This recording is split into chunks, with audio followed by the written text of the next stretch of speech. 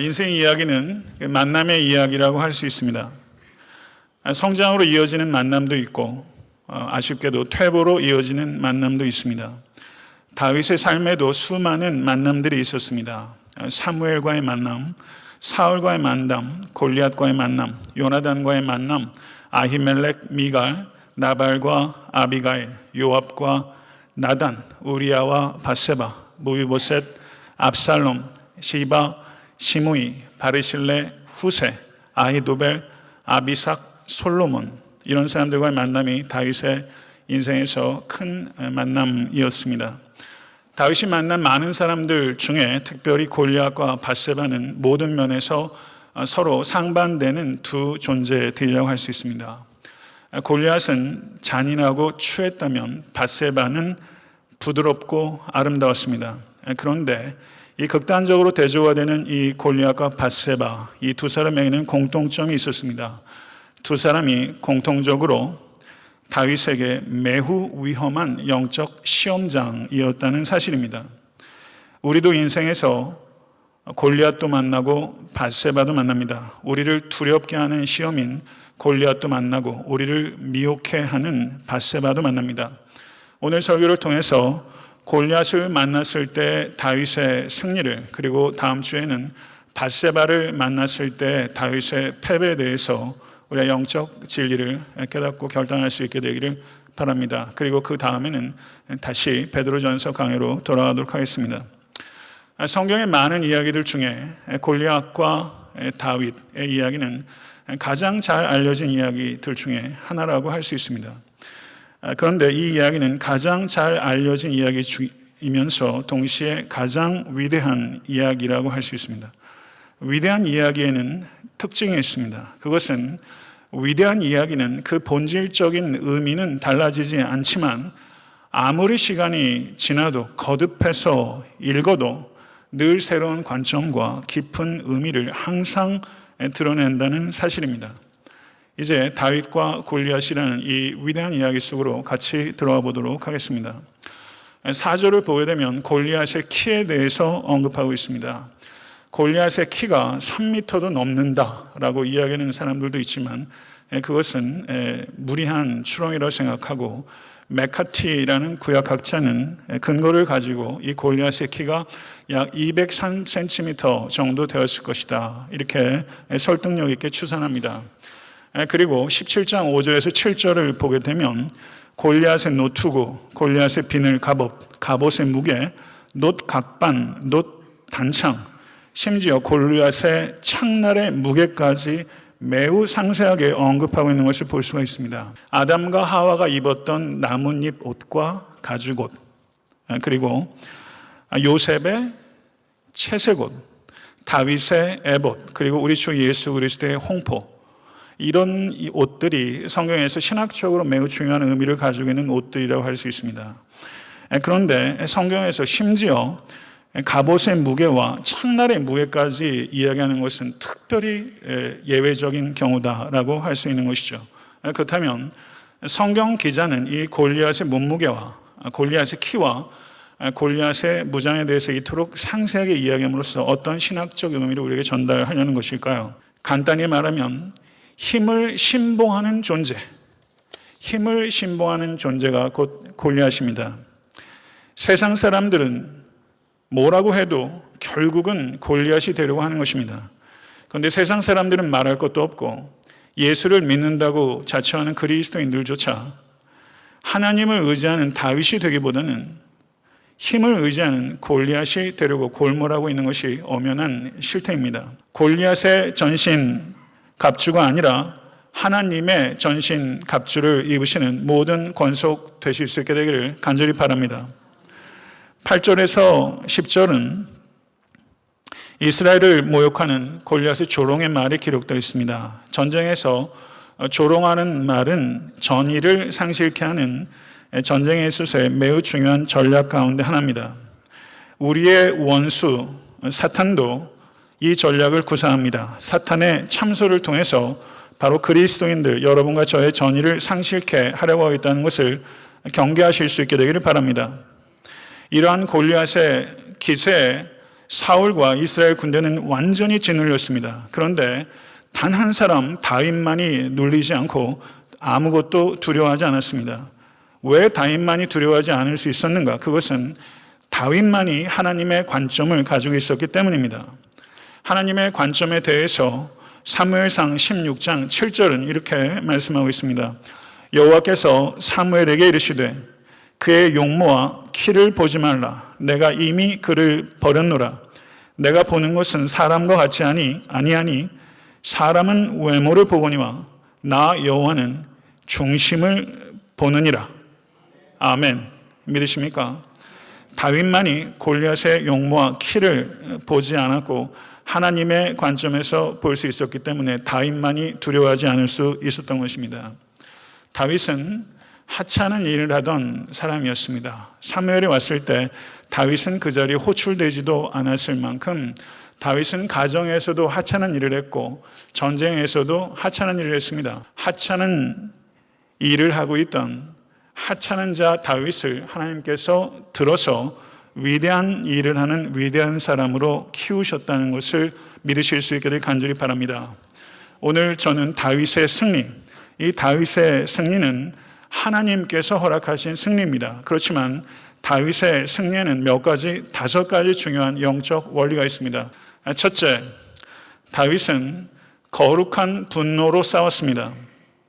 사무엘상 17장을 주의 깊게 읽게 되면 6번 반복되는 키워드가 있는데 그 단어는 모욕이란 단어입니다.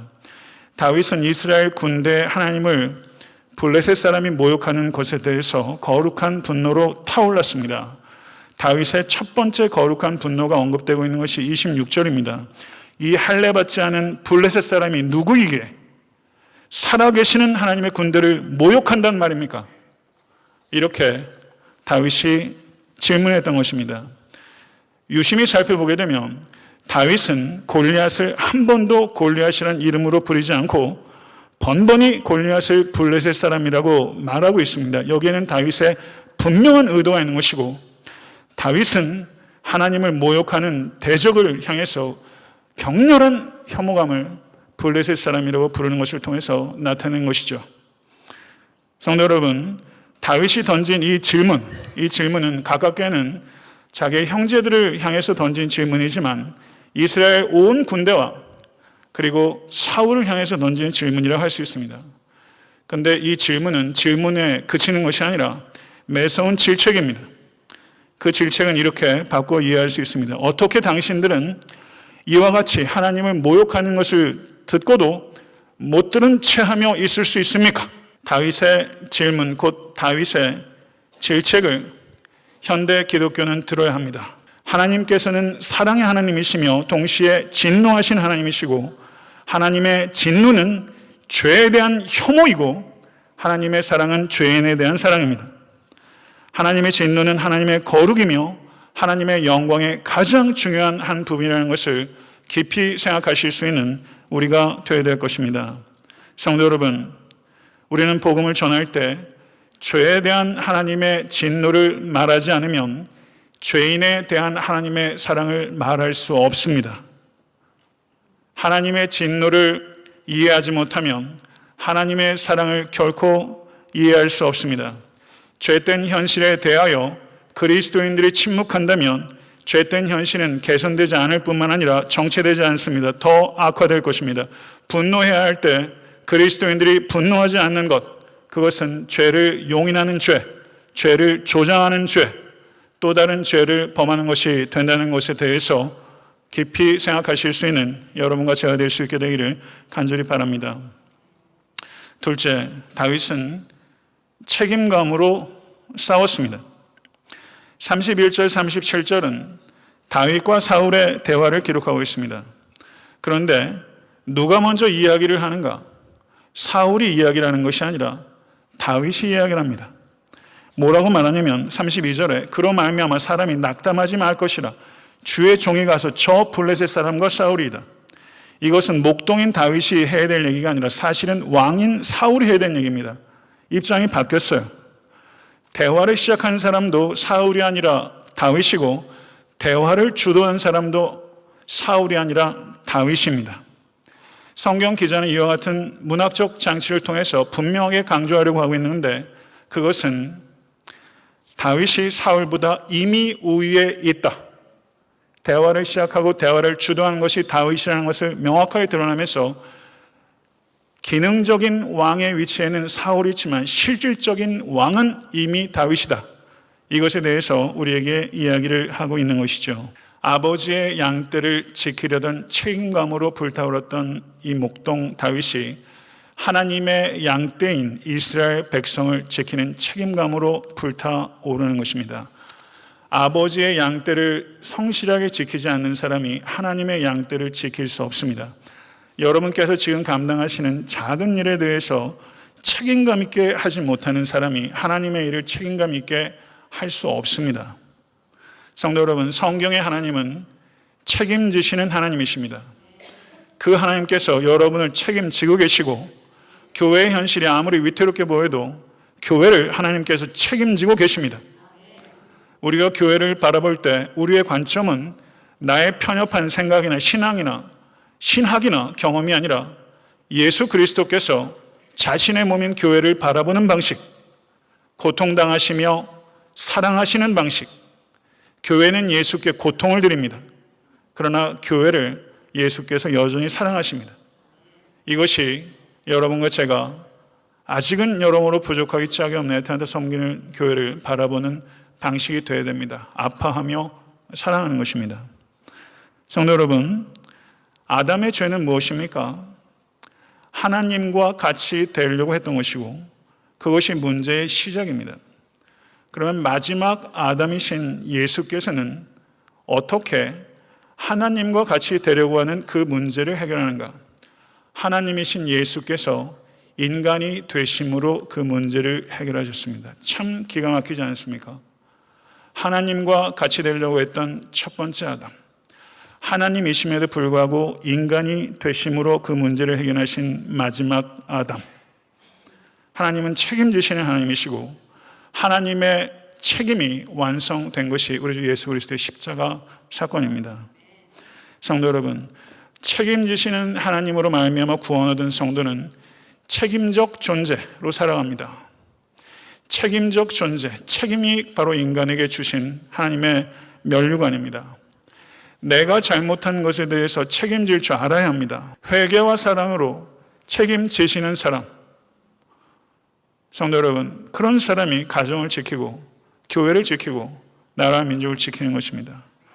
여러분이 그런 사람 되시길 간절히 바랍니다. 셋째, 다윗은 믿음으로 싸웠습니다. 다윗의 책임 있는 태도에 대해서 사울은 뭐라고 말하냐면, 너가 가서 저 블레셋 사람과 싸울 수 없으리니 너는 소년이요 그는 어려서부터 용사임이라 라고 말하면서 사울이 만류했습니다. 그러나 다윗은 포기하지 않고 34절 이하로 보면, 주의 종이 아버지의 양을 지킬 때 사자나 곰이 와서 양떼에서 새끼를 물어가면 내가 따라가서 그것을 치고 그 입에서 새끼를 건져내었고, 그것이 일어나 나를 해하고자 하면 내가 그 수염을 잡고 그것을 쳐 죽였나이다. 주의 종이 사자와 곰도 쳤은즉 살아계시는 하나님의 군대를 모욕한 이 할례받지 않은 블레셋 사람이리까? 그가 그 짐승의 하나와 같이 되리이다.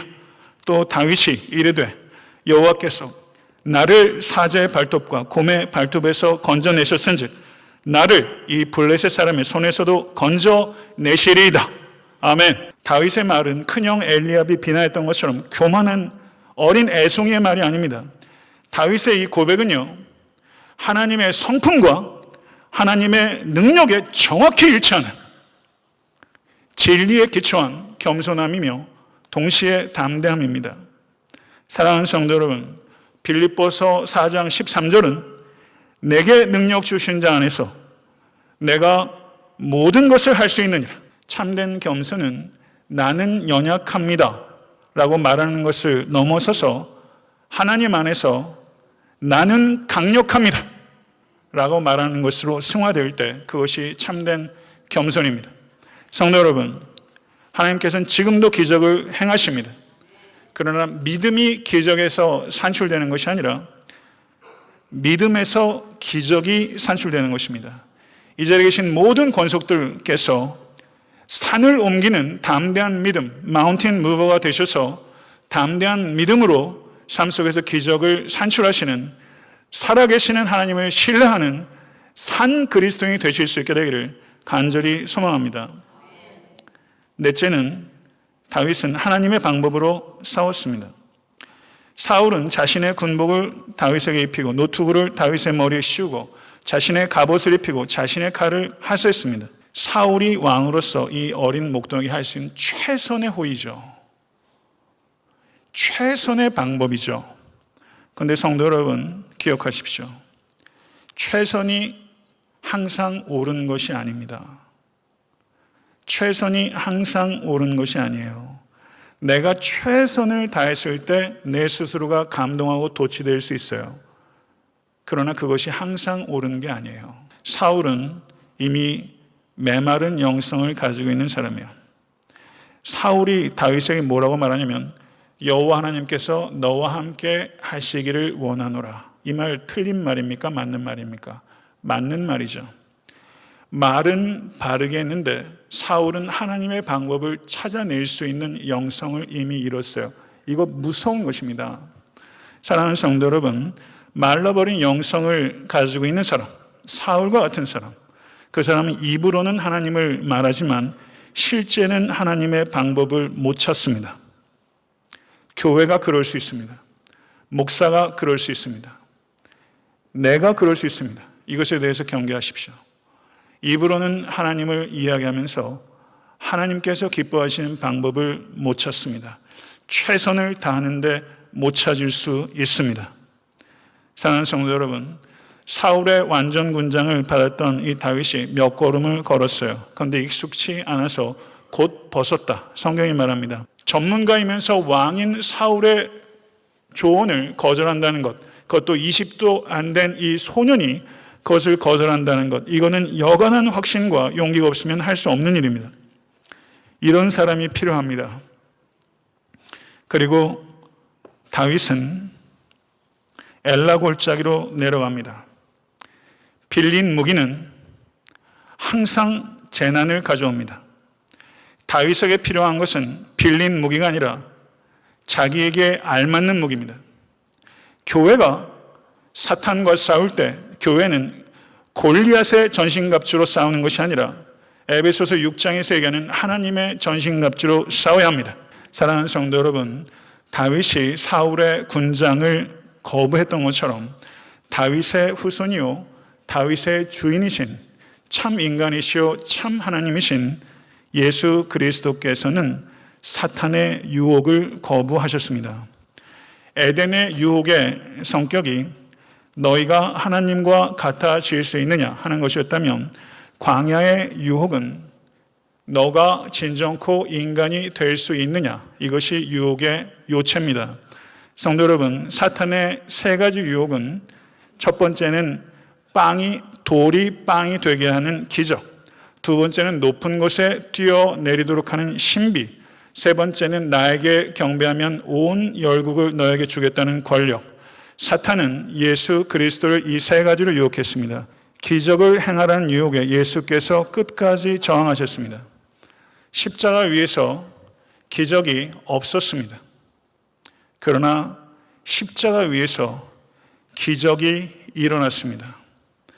그 십자가 위에서 감춰진 미스테리어스한 미러클, 그것을 발견한 사람이 있었는데 그 사람은 백부장입니다. 이는 참으로 하나님의 아들이로소이다. 하나님의 아들이 십자가 위에서 죽임을 당할 수 있다는 것, 그것이 기적이라는 것을 깨닫는 사람. 사랑하는 성도 여러분, 러시아의 데모노 도스토옙스키가 크리스천입니다. 그런데 도스토옙스키가 예수 그리스도의 십자가의 죽음을 너무나 아름답고 명료하게 표현했습니다. 십자가의 기적은 억제의 기적입니다. 예수님께서 만약에 십자가 위에서 기적을 통해서 내려오셨다면 그 자리에 있는 사람들의 팔을 비트는 것입니다. 믿지 않을래야 믿지 않을 수 없습니다. 이와 같이 힘으로 비트는 것은 굴종을 가져올 수는 있지만 사랑을 가져올 수 없습니다.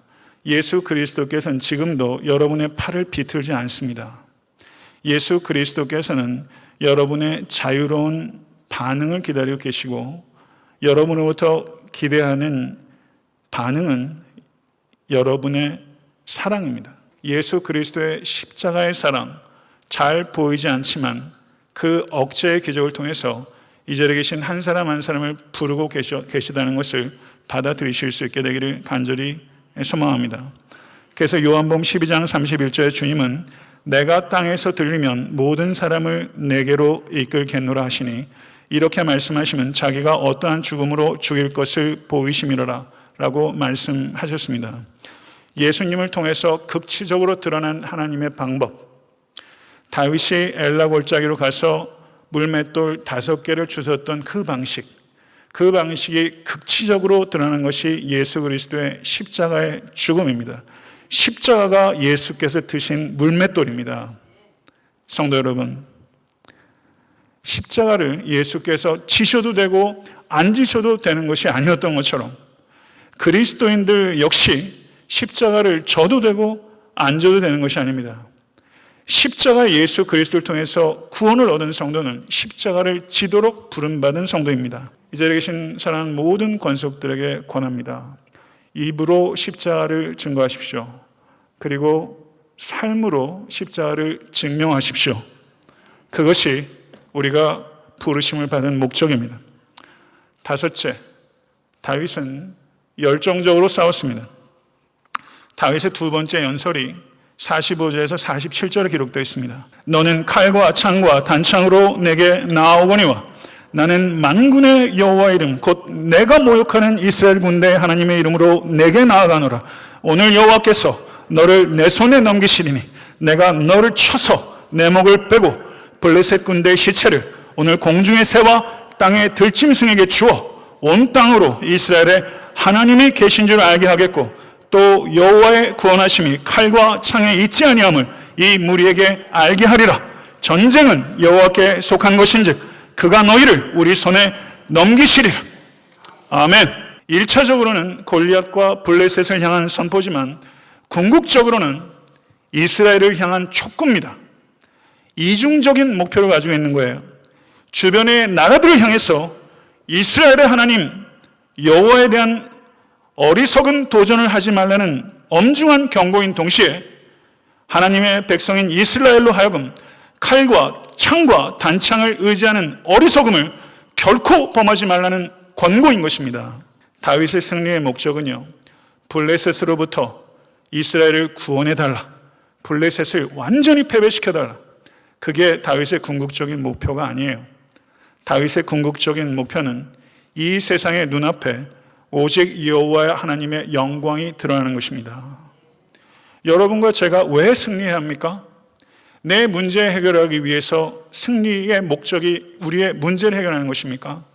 하나님께서 문제를 해결해 주실 수 있습니다. 그러나 여러분과 저의 승리의 목적은요, 문제 해결이 아니에요. 여호와 하나님의 영광입니다. 여호와 하나님의 이름의 영광이에요. 그것이 다윗의 기도의 초점이에요. 그리고 48절에 이렇게 말합니다. 블레셋 사람이 일어나 다윗에게로 마주 가까이 올 때 다윗이 블레셋 사람에게로 마주 그 항으로 향하여 빨리 달리며, 다윗은요 하나님의 영광 위해서 열정적으로 달렸던 사람입니다. 골리앗을 향해서 한 사람도 달려오던 사람이 없어요. 약관의 소년 다윗만이 달렸어요. 골리앗이 놀랐을 겁니다.